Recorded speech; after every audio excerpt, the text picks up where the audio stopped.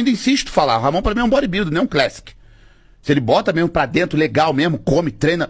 Cara, o cara fez rosca bíceps com 60 quilos. Você tem noção do que é isso? Não tenho, mano. Não tenho. Não tenho. Tem gente que tá entrando na academia hoje que não vai fazer leg com essa porra. Não. Tu não vai fazer.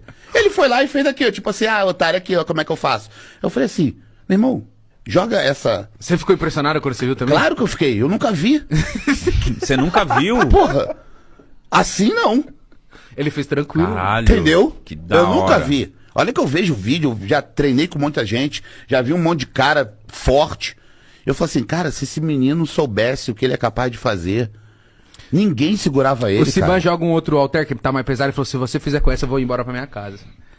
Mano, sabe? Acho que é por isso que o Sebum voltou pra treinar logo. Sabe qual é? Porque ele falou assim, mano, se esse cara acordar, Se fudeu pra mim, Mas pai. eu acho que ele